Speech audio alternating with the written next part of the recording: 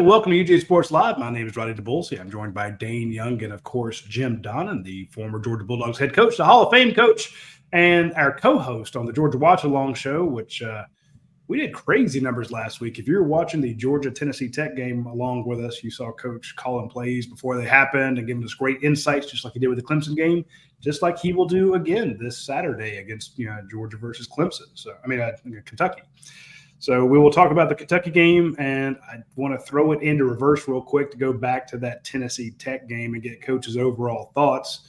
My number one takeaway from that whole thing was Arian Smith through 2 games as your leading receiver. And I'm so happy for Arian Smith, but Coach seemed to be very happy about Branson Robinson. It was a great day in Athens, a little warmer than some people expected, but not nearly as hot as it could be for game 2 of the season.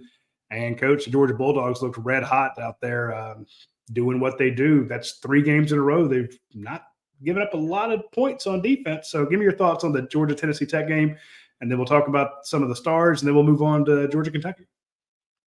Yeah, I mean, you're going back to last year on Florida State, 3 games in a row. You like to put that in there. So I think the overriding thing for me is just the fact that as a coach, getting some of the younger guys a lot more reps than normal, giving them a chance to play out there in front of the home fans, kind of get their feet wet.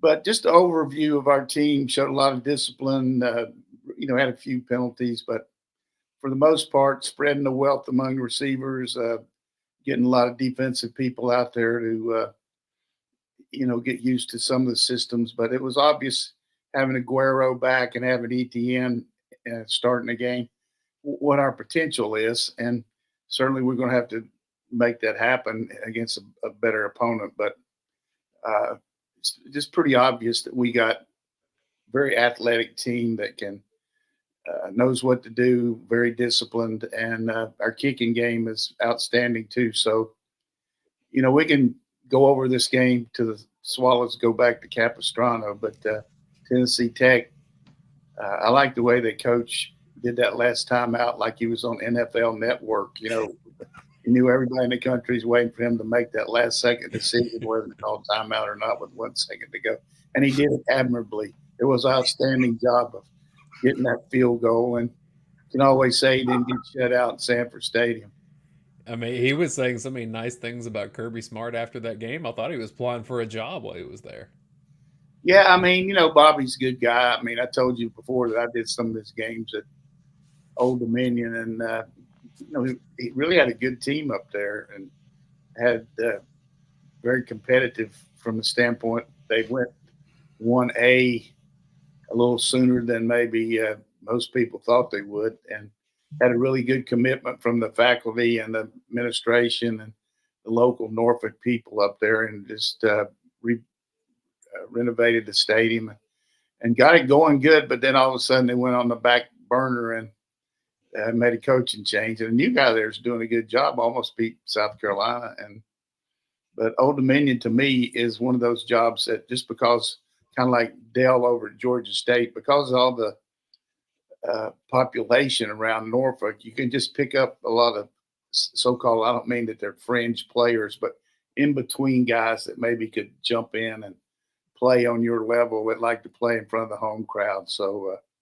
but getting back to the Dogs, I mean, what a league we're in. I mean, seriously, AP poll, 6 out of the top 7 are in the SEC, and I think we play 4 of them. And unbelievable schedule we got all of a sudden.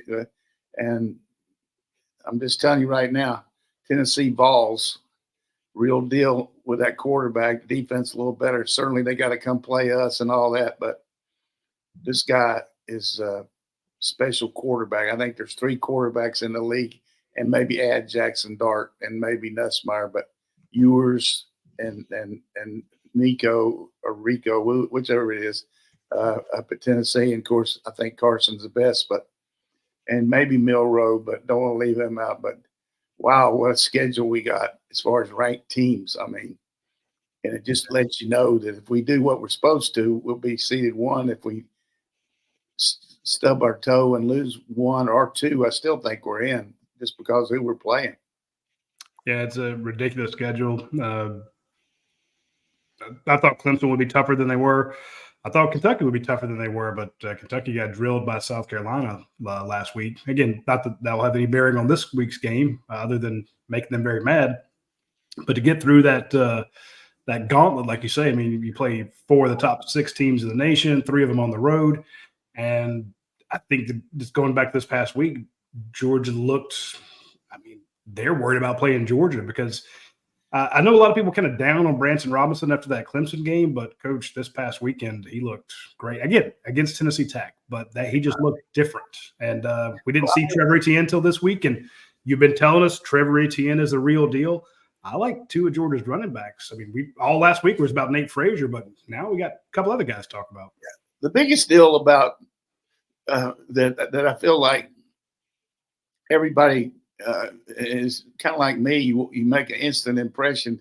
You see somebody, and then it just sticks in your mind. And without question, if you didn't know that Branson had that major surgery, you would think that he had, a little bit of shyness as far as getting hit and everything. But I talked to him in person last week, just for a second, and we've had a pretty good relationship over the years. I mean, we're not best buds or anything, but I mean, he's always very communicative to me. And I just said to him, I said, you got to feel a lot better getting that first game under your belt. And he said, Coach, he said, it's just a relief. And he said, I'm ready to roll.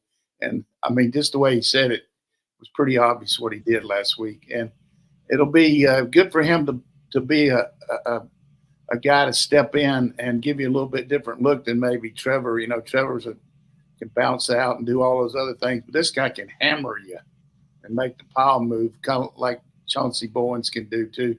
And then you got Frazier, who you can put in like Cook. And boy, I don't want to forget this because my memory's not like it used to be, but watching TV yesterday, 2 days ago, watching the NFL and seeing those dogs bark around the country, all those guys that you saw as a freshman at Georgia and now playing in the NFL, and just, we got 5 offensive tackles starting in the NFL. 5. That's mind blowing. Warren McClendon did a good job there. I mean, he's blocking, and that Rams game was really good. But you got Thomas and you got Stalling, Salyer, and Broderick Jones, and there's one other one too. It's just incredible the way our kids are looking. So and then see Cook and had a little interchange with texts with several of them, and McConkey fired up. I mean, he ran that goal line route on that guy from the other team, and it just reminded me of all those times he's working at UGA. But don't want to go overboard on this, but I listened to Kirby's press conference yesterday, and he was talking about some of the reasons people don't transfer out of here is because they get better reps and the pros can evaluate them. And the general managers tell kids, hey, if you play at Georgia, you're going to have a better chance of getting drafted, even if you're second team. And he's not bragging. That's just a fact. We've talked about, all these general managers. The people that I do enjoy talking to once in a while when I do go to practice, and I don't want to shortchange the fans that are over there, but I like to watch the practice and not BS. But I like to talk to those general managers and get their feel on what their needs are and how they evaluate people. And they just say this is the poster child for coming and watching somebody get ready for the NFL. And every one of them say that. And I can see it too. I mean, we challenge our kids, and that's one reason why we won 41 straight regular season games. Coach, I do want to begin to turn the page here for what's upcoming for Georgia. First SEC game of the year. First, I guess, true road game. Neutral site, fine. Weather a factor, it looks like, potentially in Lexington, which deja vu. It seems like every time Georgia goes up there, either it's cold and rainy or this looks like a storm from the Gulf coming through. What do you see from Kentucky? How do you prepare for potential weather events? South Carolina, how did they do that against Kentucky? Because I haven't seen Kentucky overwhelmed in that way very much in recent years. Yeah, the first thing about the weather, I mean, I like to play in the rain a little bit from an offensive perspective, as long as it's not just overwhelmingly downpour and just really sideways wind blowing, because you got the advantage from these two standpoints. Your offensive lineman, it's hard to rush the passer in the rain. And the other thing is it's hard to cover a guy making a slick, a cut, because he knows where he's going and you don't. So the offense has a little bit of edge there. The advent of the shotgun has helped you a lot, because you don't get the wet ball taking the snap when he brings it up. You get a fairly dry ball. He change it every time. So it's pretty much a negatory there, unless it's just an overwhelming downpour. As far as the preparation for Kentucky, I mean, if you just look at the game, which I had a chance to watch it TV-wise and then also study it, a lot of field position turnarounds here. I think the average drive for South Carolina in the second half was 27 yards. So Wow. some really good field positions, a turnover for a touchdown. And Kentucky, I'm talking like a coach here, but Kentucky created a lot of negative plays, like 9 or 10 lost yardage plays, and 3 fumbles, which they didn't recover, that if they would have really changed the game. And I always talk to our team, and when I talk to other coaches about, you cannot practice fumble recovery enough, because you don't want to say, God, I wish we'd have got that ball. If it's on the ground, you got to get it. And there's a technique for it. So many times kids just stick their hands down. And so you got to know the situation. If we get the ball, it's one thing, but if we can scoop and score, it's another thing. So you're talking to your team when you get out there and say, look, any fumble here, just fall on it. Don't try to scoop and score, because if we get it, look where we got the ball. And I think you got to know the situation there. Another technique, when you are going to scoop and score, take a little hop step before you do it, kind of like you're skipping, so you can gather yourself and be under control and reach down and bend down from your hips down. Just don't stick your hands down. Get down there with it. So, I've said before, we played Nebraska one year. We fumbled 7 times. Our offense fumbled 7, Jeez. more than we did the whole year. And we recovered every one of them. Can you imagine what would have happened if they would have gotten 2 of them? But our linemen were alert. They made the play. They fell on the ball right. You don't fall on it on your stomach. You get kind of in the fetal position. You put your left fingertips over one end, the other, and you make sure they can't grab it when you're down in the pile. And Anthony Stafford, we gave him a game ball because he recovered 3 fumbles that day. And it was very not typical of our team. In fact, one of our linemen told our fullback if he fumbled one more time, he was going to beat the shit out of him right there on it was basically that was what it was. But anyhow, they didn't recover any of those fumbles. And then just an inordinate amount of penalties. I'm talking about discipline penalties where they had. So they're going to improve some from last week from that standpoint. But it's got to be in their mindset right now to lose to a South Carolina team that almost lost to Old Dominion. And South Carolina has got a really good defensive front now. I mean, they got some big old guys that can, and that one defensive end that is going to be the king of the portal probably if things turn out. But so you got to be warned to your players, hey, you've been up there before. You've seen how the games go. It's never easy, but it always turns out in our favor. Interesting stat here. Stat 1. Last 12 conference games that Kentucky has played at home, they're 2-10. So that mystique about how good Kentucky is and all. What? 2-10? What? Kind of dwindling a little bit. And the other one is the guy's getting paid $8 million, maybe $9 million, 12th or 13th season in the history of being the coach up there.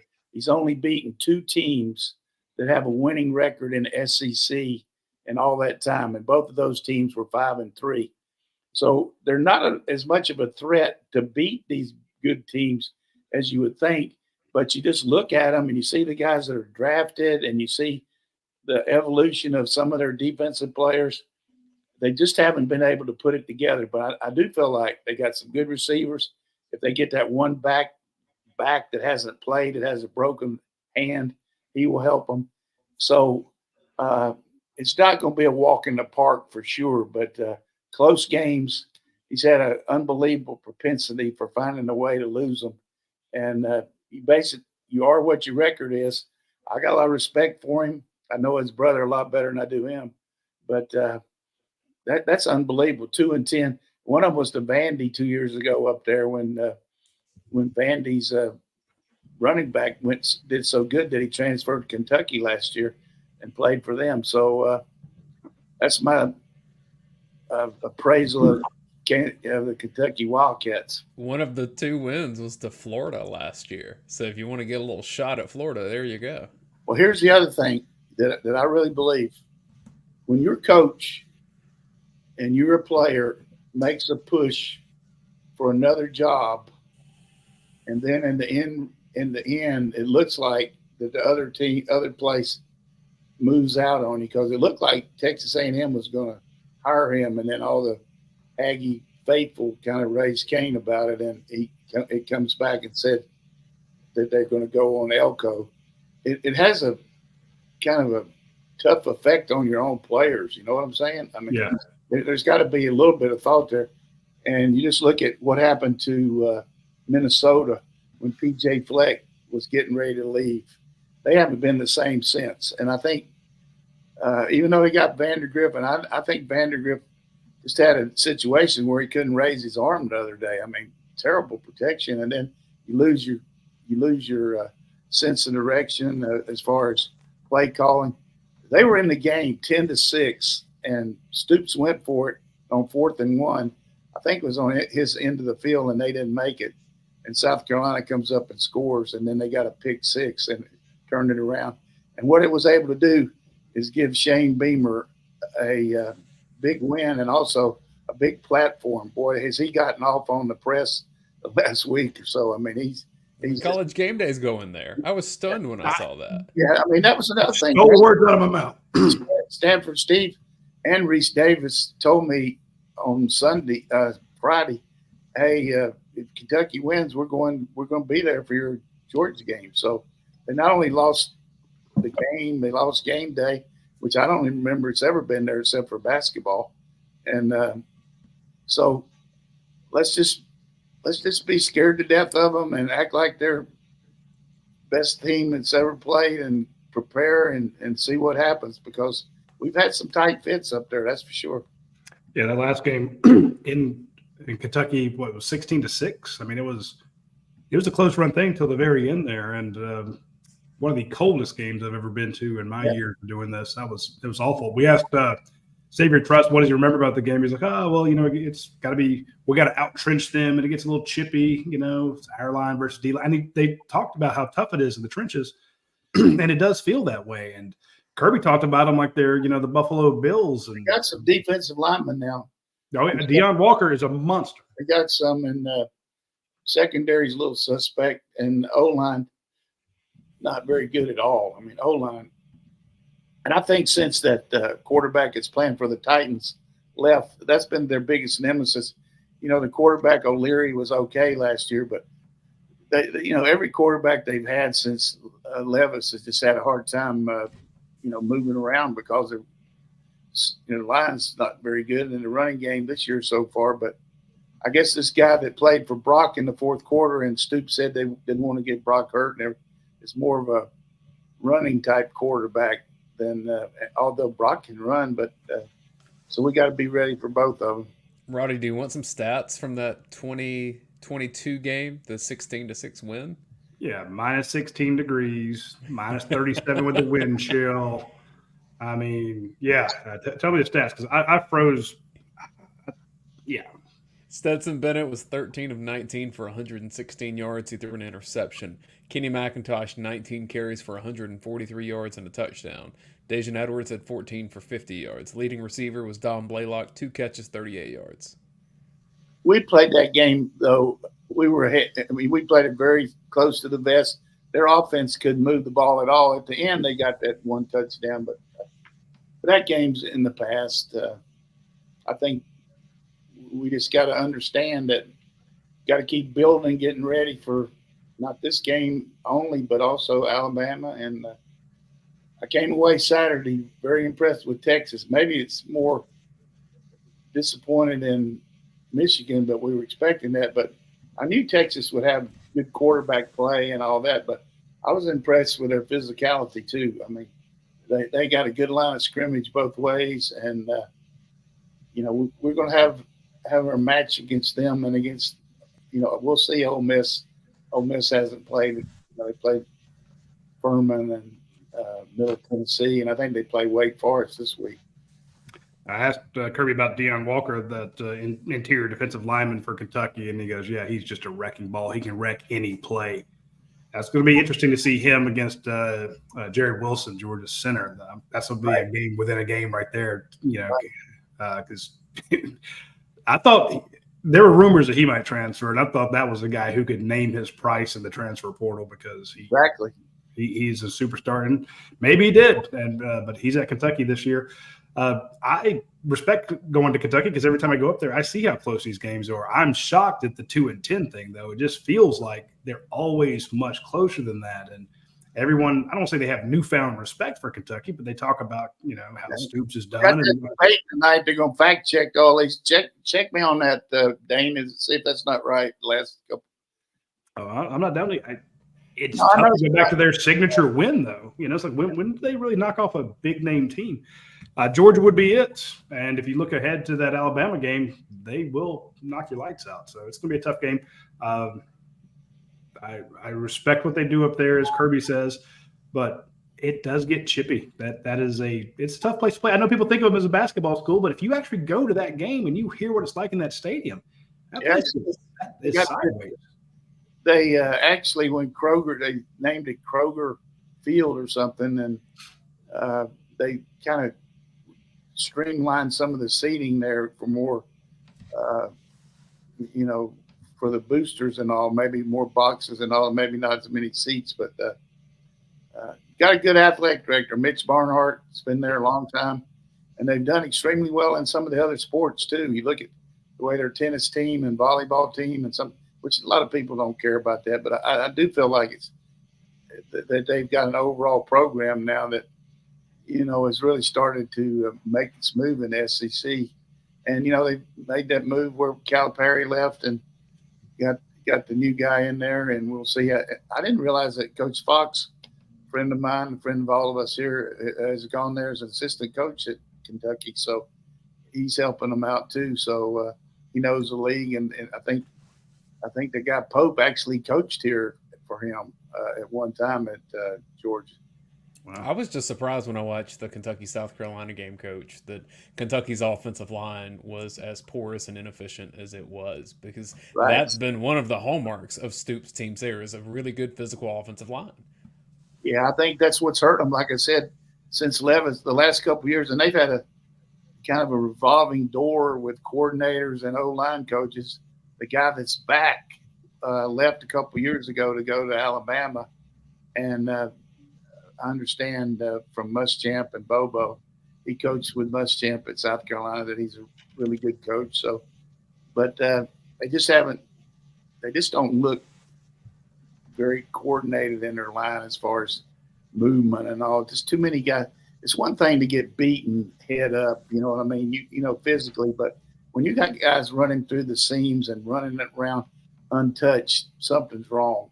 You can at least get in their way. You know what I mean? They just look completely out of sync. You're telling me Eddie Grand doesn't have them prepared, Coach? I'm sure Coach Stoops is probably talking to Eddie this week. I think he's still in the analyst, and he's got Coach Stoops here. When you don't move the ball any more than they did last week, you got to start looking for some answers. Yeah. Well, if you need some answers from our friends over at Academia Brewing Company, swing by at lunch. Swing by during the lunch hour.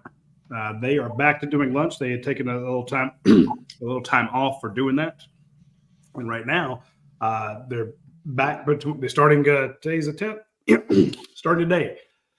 They are serving lunch again Tuesday through Thursday. So Tuesday, Wednesday, Thursday from 11 to 4. It is a kind of a limited menu, but they kept all the favorites. So if you went by there recently and you're like, hey, why aren't they open for lunch? They are back open for lunch. They are looking forward to serving you. They have some fantastic lunch items that you can go by and get. not doing some of the crazy specialty stuff, but they know what the winners are. They know what people order the most of, and that's what's on their menu.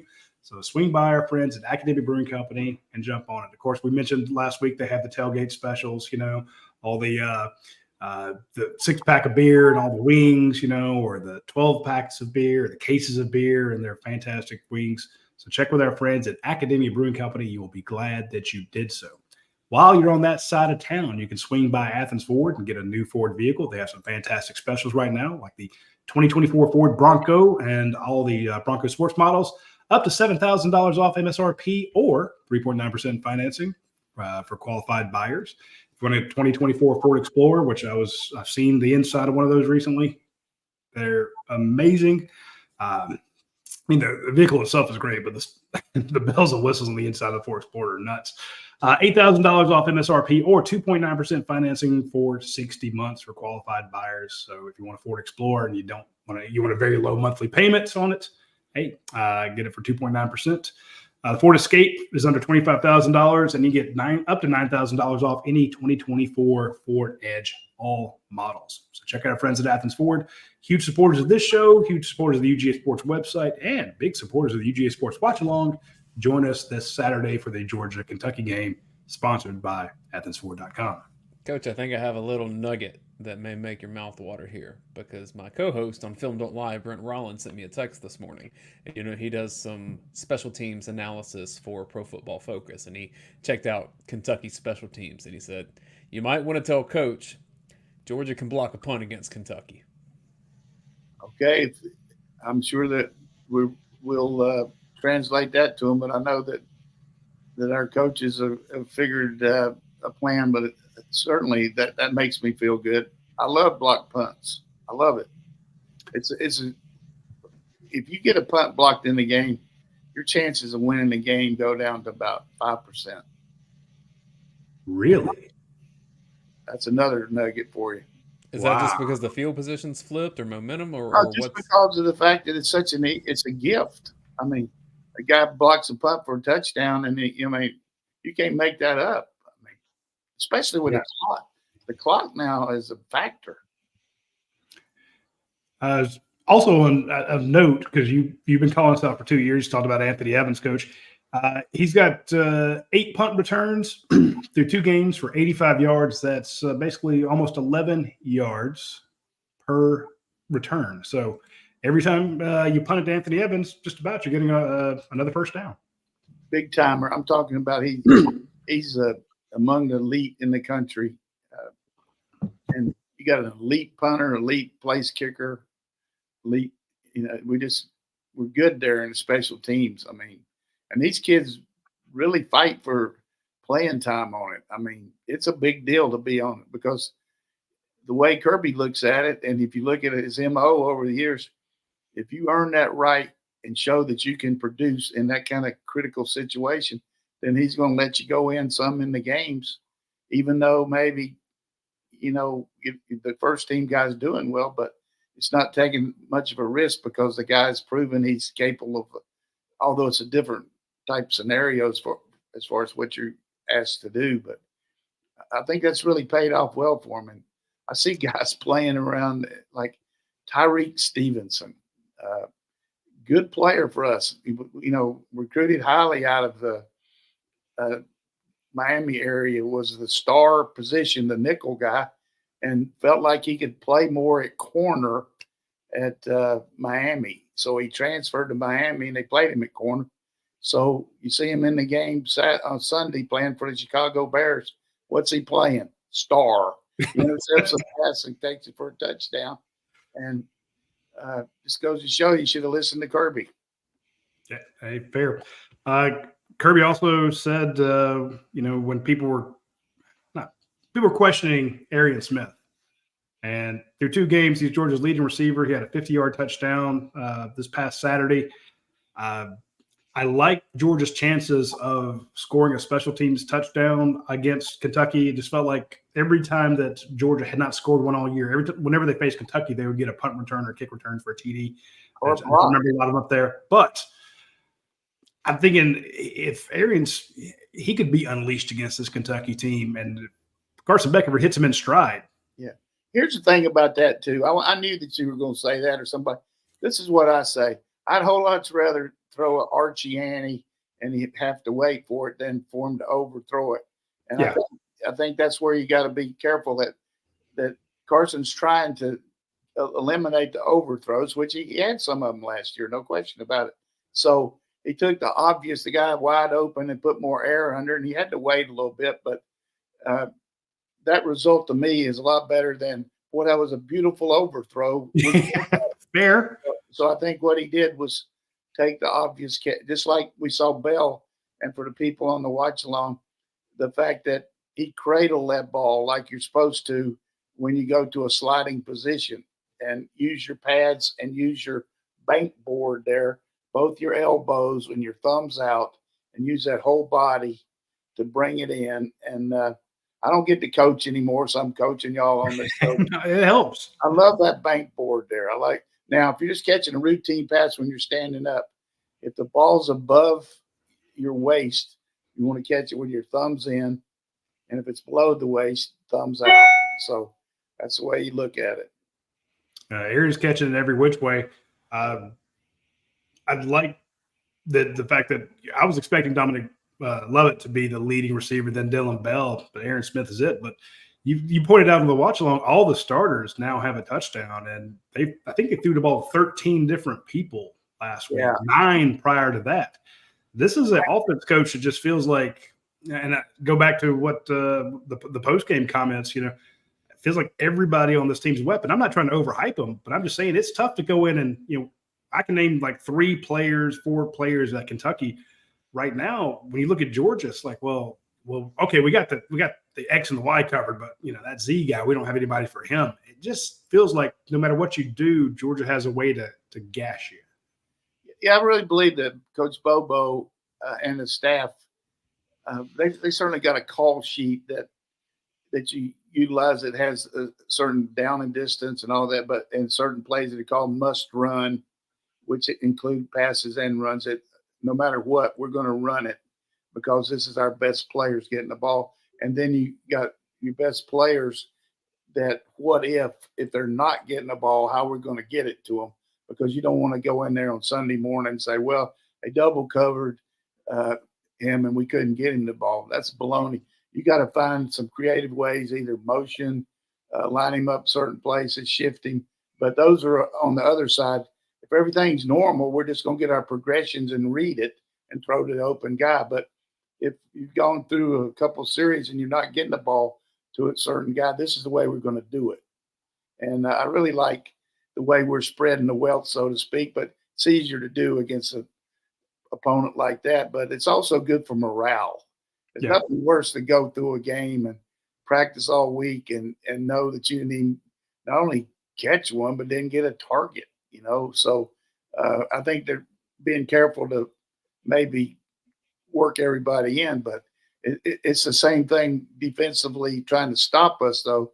You've got to pick your poison. I mean, you're going to gang up on the run, well, stop ETN, or you're going to worry about the tight end, or you're going to press the outside guys, or you're going to go inside, outside on the slot. So some of these guys can be taken away, but when you do that, you got the other guy to step up and do it. So we've got a very much of a nightmare offense to play defense against, because we can run the ball very efficiently with this line. We got a quarterback that's like a coach on the field, and we got a lot of weapons there. So you just got to look, how can we get some stops? That's the way you coach your defense. Make them stop themselves, some with penalties and all that. But when we got a chance to make a stop, we got to get them off the field, because if you keep giving them chance after chance, they're going to score on you. That's what we saw in that Clemson game. Is they got a couple stops, and then all of a sudden, once Georgia started getting some first downs, the complexion of that game changed. 100%. You mentioned the tight ends, and I want to give a shout out to Lawson Lucky. I thought he had another good game. Oscar Delp got banged up, and I know there's some questions about Delp, but we reported that on Saturday that even though he left the game, he's going to be fine. Kirby Smart confirmed on Monday that he expected Oscar Delp to be back. So Oscar Delp and Lawson Lucky, it's not Darnell Washington, who had a good game against my Falcons the other day. It's not Brock Bowers, who's had his professional debut, but Georgia's tight end group's coach looks pretty good.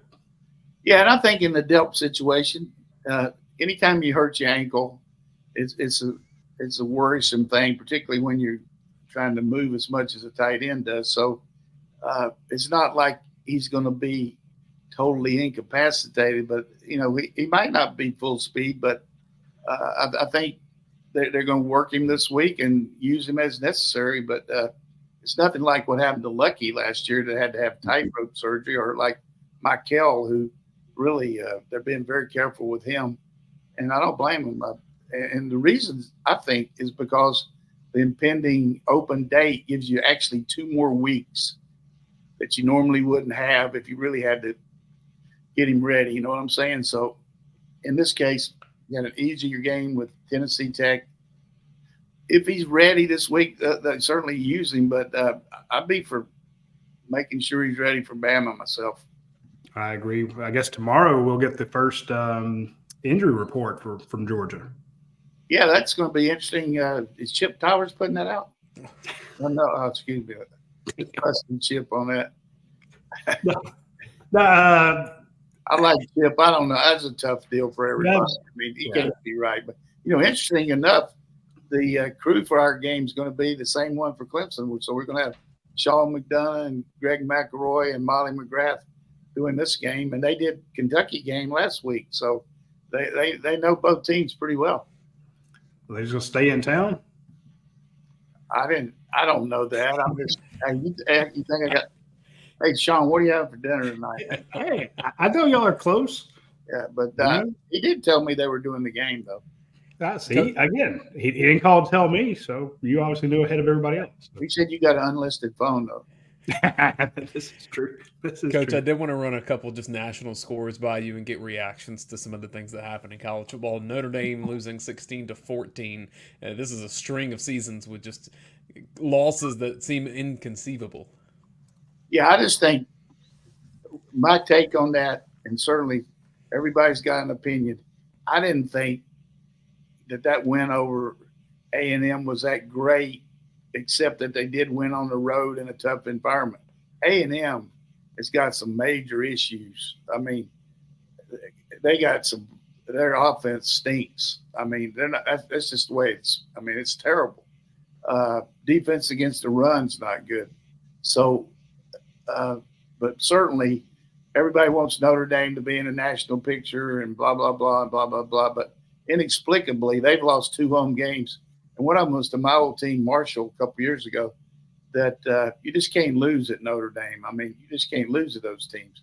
And Northern Illinois, started out, this new coach did pretty well. He took over for the guy that went to Temple a couple years ago, won 10 games, but kind of going backwards. And now they're getting better. But, it wasn't a fluke win. I mean, they did some good things. But as far as the national scene, the first thing anybody says, which just kind of blows, the hell, they still be in the playoffs. I mean, do they still think Florida State's going to be in the playoffs? I mean, maybe they will, or maybe they won't. But I think if they do it like it's supposed to, there's got to be 5 or 6 teams in the SEC in the playoffs. I mean, just look at the strength of these teams compared on the eyeball test compared to these other teams you look at. So Notre Dame, to me, you can play the school song for them all night long, but they're not a very good team.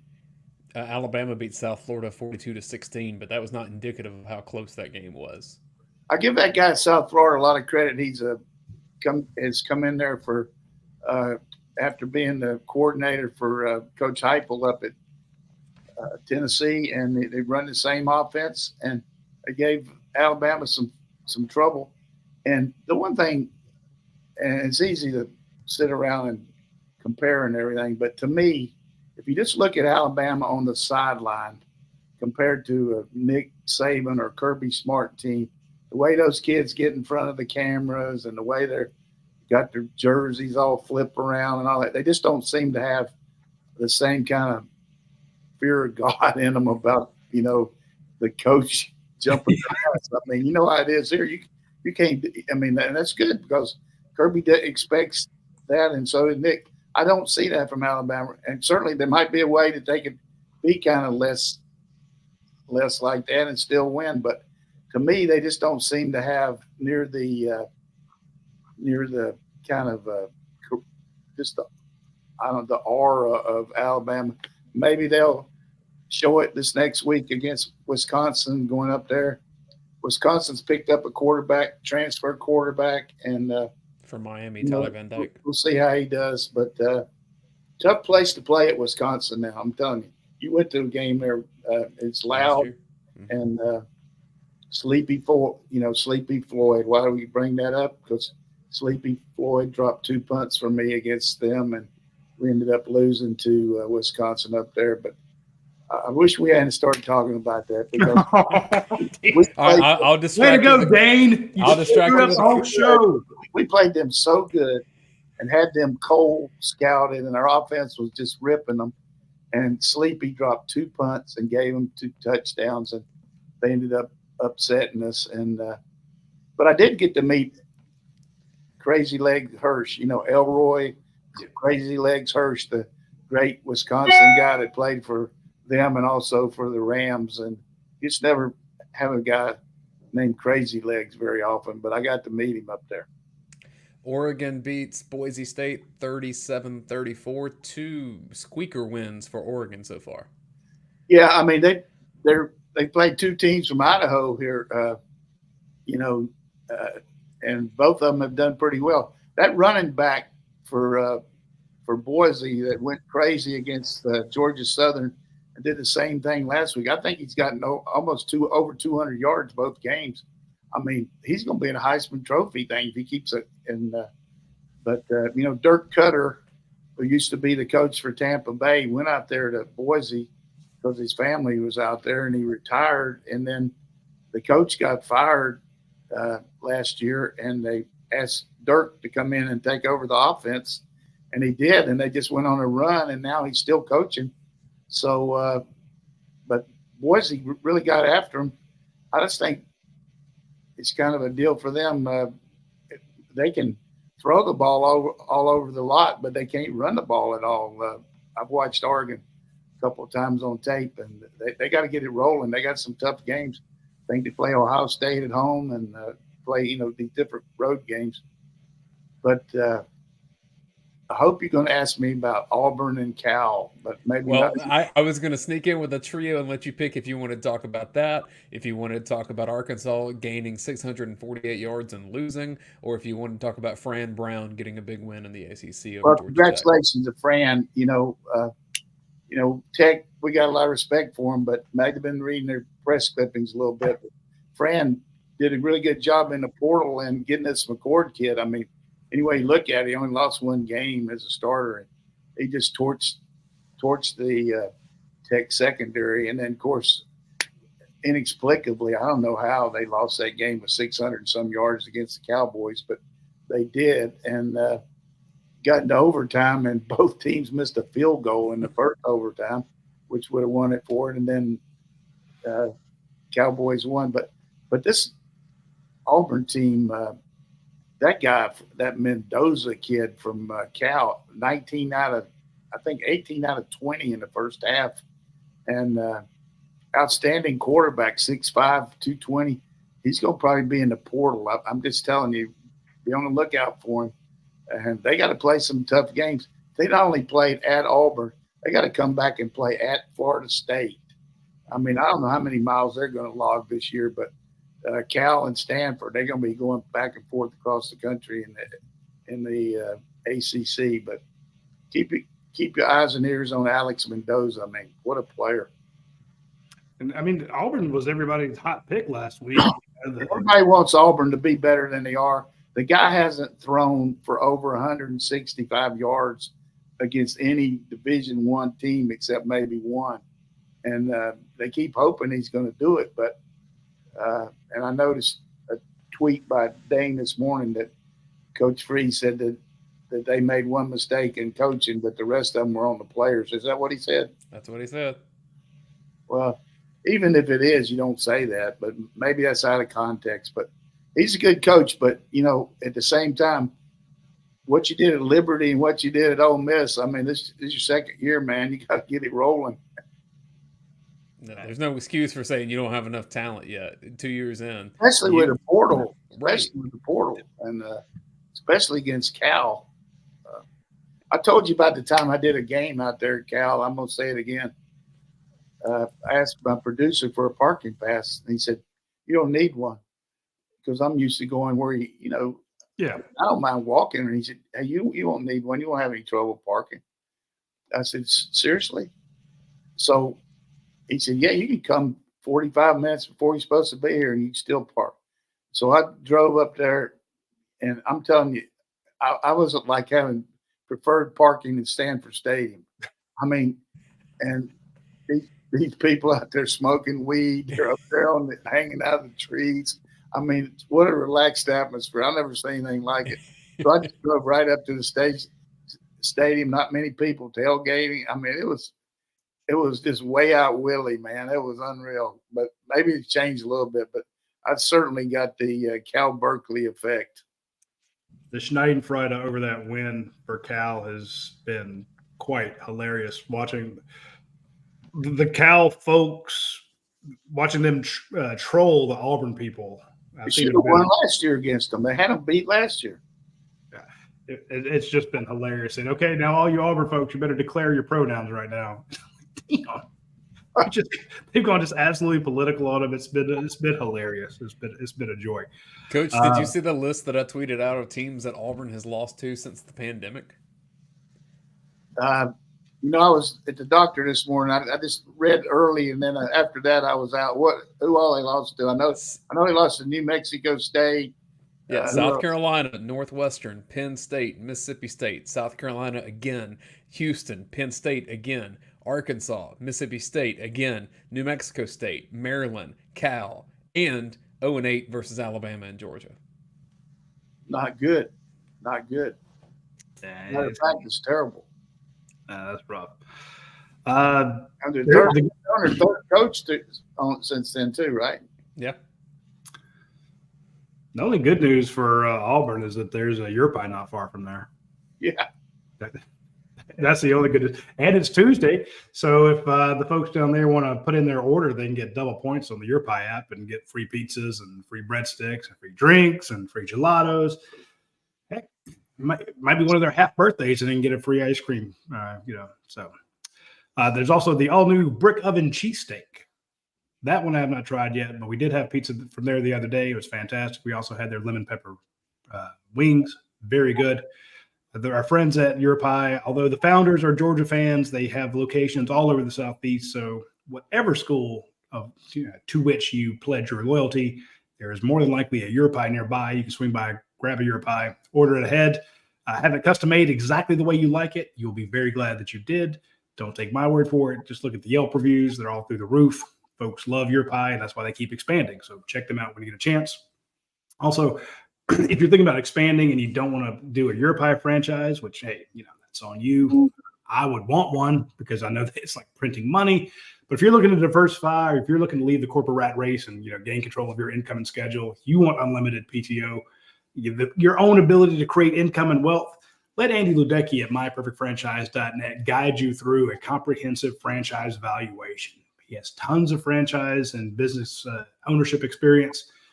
You can just say, hey, what do you think about this? What do you think about that? He will guide you through it.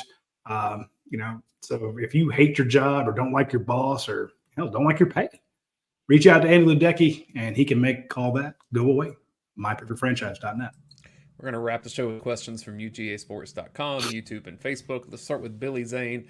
Coach, this gets into a little bit of coaching philosophy. Kirby Smart's always focusing on what Georgia can control, attention to detail, giving great effort, all of that. But people are people, and Kentucky looked worse than they've ever looked under Stoops last week. Do you ever worry about Georgia players seeing something like that and underestimating the opponent and expecting a cakewalk? Definitely worry about it. I mean, social media being like it is, everything. You've got to really focus in on your team and say, show them some upsets around the country, show them some ways that team, who would have given South Carolina a shot at beating Kentucky, all that. But really convince your players about we can't control Kentucky, but what we can control is ourselves, the way we prepare, we've got to prepare for them like it's going to be a 60-minute game. And then if all of a sudden they're not as good as we think, then we'll be able to. But if we don't prepare like that and then they come out strong, it's going to be hard to overcome it. So you hear Kirby talk about the way we prepare, and we do the same thing every week. I think that's going to help us, the consistency, which our players are used to working every week. That's why you didn't see us slop around against Tennessee Tech, because we were ready to go, and the younger guys were ready because they knew it was an opportunity. But I can see it's very hard to not overlook this Kentucky team, because you kind of got that psyche in your mind about how good they are. But what he can do is reflect back on, like Radi did some of the games in the past up there, that they've always been tough to play. And if it's different, okay, but let's prepare like they're going to play. And the overriding thing, I think, for our team is our kids have competed against Brock Vandergrift when he was undermanned at practice, when he was on the scout team and he made a lot of plays without a lot of blocking, when he was on the second team against the first team and he made people miss and scrambled and did. So they got a lot of respect for Brock.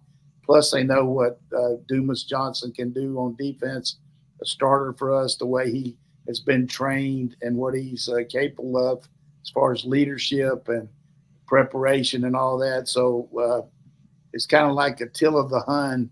The only battle he ever lost was when one of his own men went to another tribe and told them about all the things that they did. Attila had, his armaments, his defense and all that. We got two infiltrators there helping Kentucky work against Georgia's stuff. So they're going to have to get a lot of help, but they do know the way we do things. You got an offensive and defensive captain basically on both sides to kind of pre-scout Georgia, and they're really good. Again, I talked for years about how tough Brock Vandegrift is. He had a bad day. He's going to take that out on somebody. So yeah, he's going to prove himself. He's very capable. He just got to get some help. He's got to be able to raise his arm.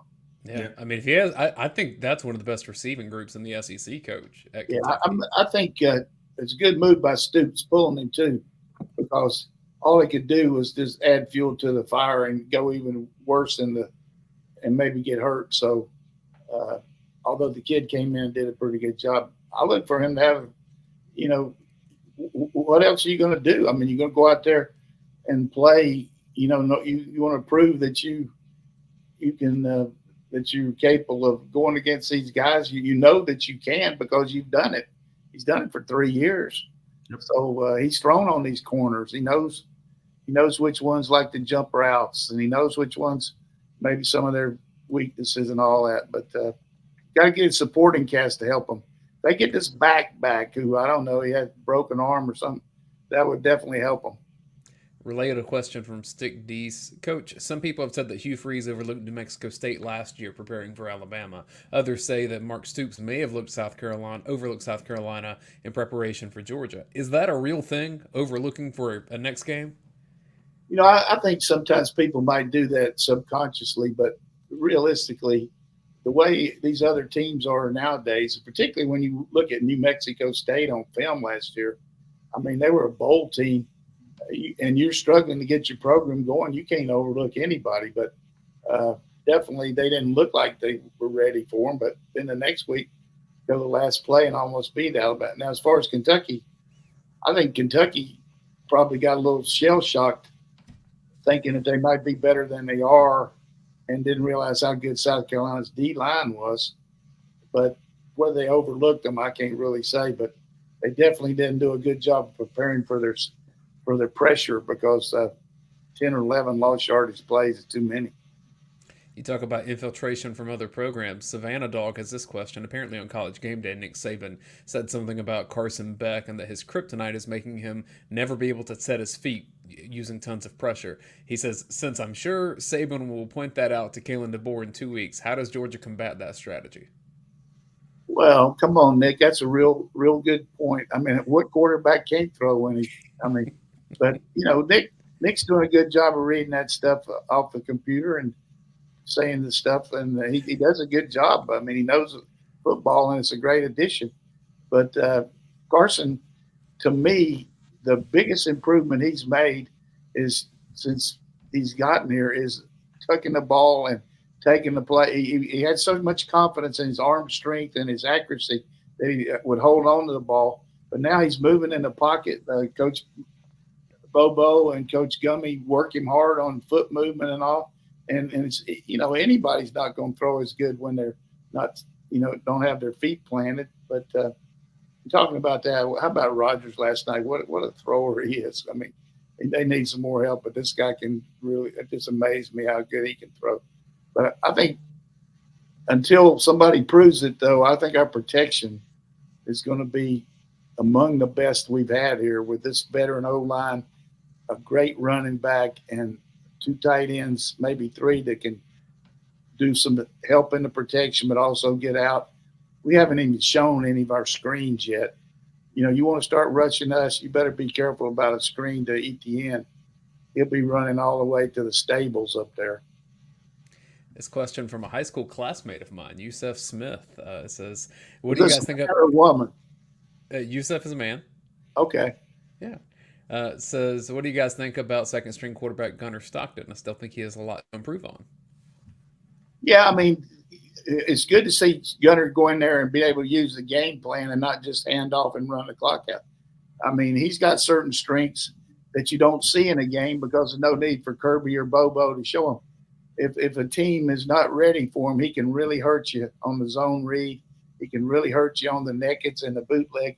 But right now, he's just running the core stuff that we do with Beck. But we would see a marked difference in our offense if for some reason that Beck wasn't able to play, and his strengths doing that greatly outweigh some of the things he can't do in the and he's pretty good at dropping back, and he's pretty good at reading coverages. But I would feel good about a little change of direction as far as running his own read, counter plays, bootlegs, stuff like that with Gunnar.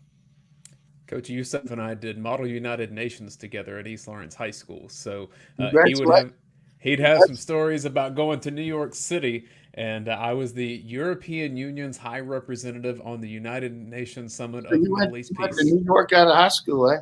Yeah. I won a national award at that thing, man. I got second in my committee. Congratulations. Well done.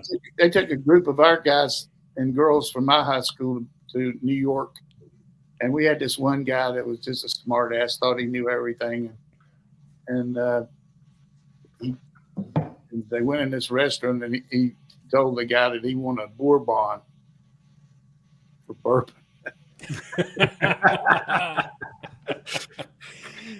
Final question of the day from Steve. Gin and vodka, please. Coach Donnan, you had the blessing of coaching Robert Edwards. Does anyone in the current running back room remind you of him? Hard to make that comparison because he's 1 in a million. I mean, with the strength, power, speed, hands, toughness, football acumen, among the elite guys. But I think everybody on our group has different kind of skill sets. I don't think any of them have all the combinations that Robert had, although I don't think there's many in the country that have that. But we've got some guys that have some really good skill sets that and the thing I like about ETN is kind of like that guy from Oregon State that played for the Falcons, a smaller guy. Rogers.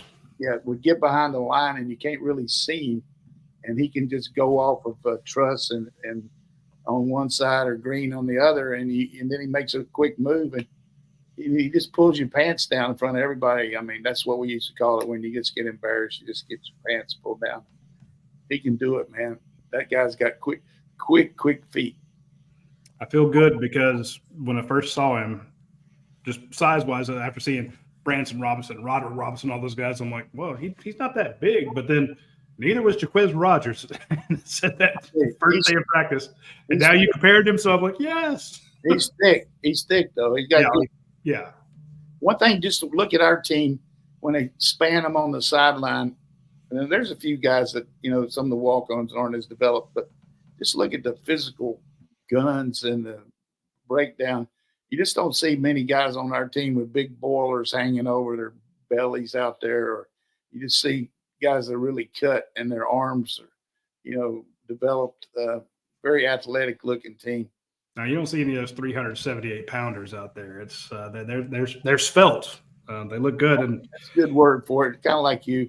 You don't see that number 79 from Tennessee Tech coming in motion at Georgia. Oh yeah, that was one of the all timers. I've never seen that 79 in motion. They started doing it last week in the pros. They were doing it. They were running. They're putting a guy in motion, running counters of power that way, Coach. Well, it gives you a guy on the run doing it. Yeah, and he was just coming through it. What we're seeing in football evolves is teams running the counter. A lot of teams to deflect it. The guy that's getting hit at the line of scrimmage, a lot of times you'll box it and then you can turn up, but they also try to hit it with your inside forearm and make you bounce outside. And so some teams now are base blocking that guy instead of down blocking him. And then they're able to pull the guard and tackle up inside more. So the counter's becoming more like A, B gap instead of going on out to the C gap. So watch for that when you're watching TV. I would if be you have terrified. a Darnell Washington, you do that, and then he goes out for a pass. Right. I like that base block counter. I would be terrified if that was my assignment. Okay, he's coming. You got to go inside on him, Yeah. When Joe Gibbs put that in with the back when they had the really good Washington Redskins, who now the Commanders, call it the counter tray, and everybody, it was really what was happening, because they had that really good offense. And then teams started trying to do things where they're trying to read it and do all that. So he added the fact that the guard would now read whether the end was hooked or whether he was boxed out. So, usually the guard would just try to bounce on out all the time, but he started reading that and turning up, made it even better play. And I used to talk to Mark May up there when we were in ESPN Red in the green room, because he was one of those guys that played on that line, and talked about how that evolved. Joe Bugle, the old line coach, was just one of the best line coaches out there. But that's one brilliant. of the best weeks I ever spent in my football career. Well, two of them. One time spending 3 days out there with Coach Gibbs when he was coaching with the as offensive coach with the Chargers when they had Errol Coryell. He let me go to all the meetings and sit in there with Dan Fouts and all that. Learned a lot about the read screen and stuff like that, and then spent another week out there at Stanford with Bill Walsh. Man, I mean, football heaven. So I got that Sleepy Floyd out of the way, and I'm thinking about these guys. There you go. Where does the watch along show with me and Roddy rank on that list of that's football experiences? That's in the top 100. I do have a joke for you, though. How about 99? I got this joke for you. So these ladies got this party bus, and they were going to have go to this place and have a ladies' night out. But unfortunately, it had a wreck, and all of them were killed. And so the week after, all the husbands were just weeping and weeping. And this one husband was weeping for 4 weeks. And the guy said, what are you doing that for? He said, my wife missed the bus. Okay.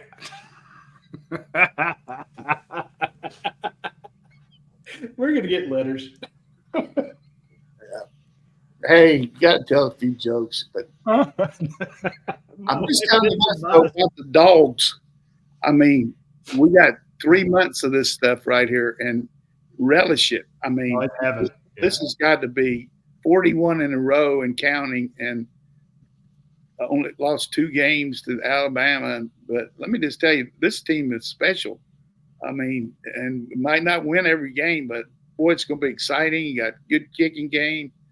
Defense is just starting to spark. We're going to get 3 D linemen back: Brinson, McLeod, Michael Williams. All these guys. Scary. It's fun. That's why, I mean, this show went by and it felt like 30 seconds.